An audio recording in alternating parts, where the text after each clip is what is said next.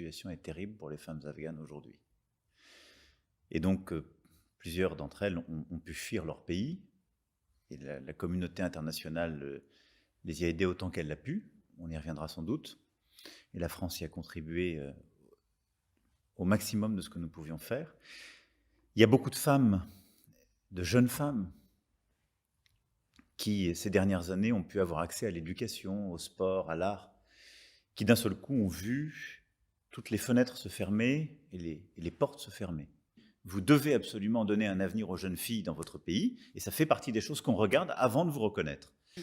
Sans la France au Sahel, il n'y aurait plus de gouvernement au Mali, je vous le dis très nettement.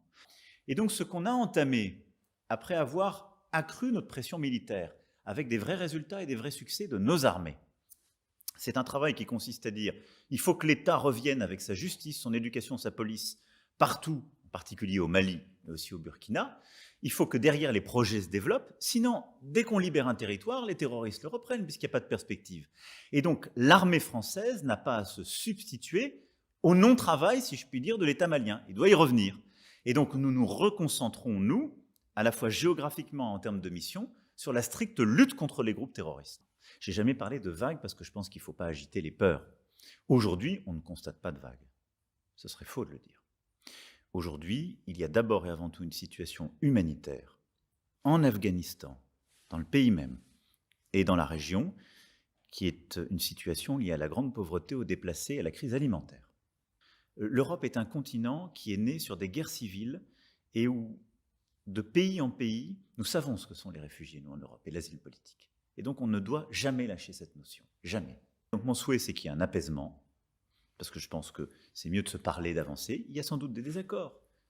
La vie, c'est fait pour parler des désaccords et aussi les partager. Et je pense que simplement, nous avons trop de nos compatriotes, dont l'histoire est mêlée à l'Algérie, pour faire comme si de rien n'était.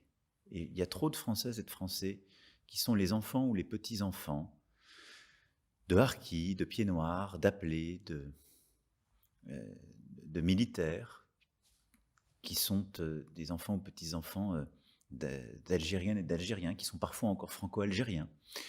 Et donc il y aura immanquablement d'autres tensions. Mais je pense que mon devoir, c'est d'essayer de faire cheminer ce travail, parce qu'on le doit à notre jeunesse et à tant de millions de nos concitoyens. Et je pense que notre incapacité à regarder cette histoire en face dans toutes ses composantes est un peu devenue la matrice de beaucoup de nos problèmes dans la relation avec le continent.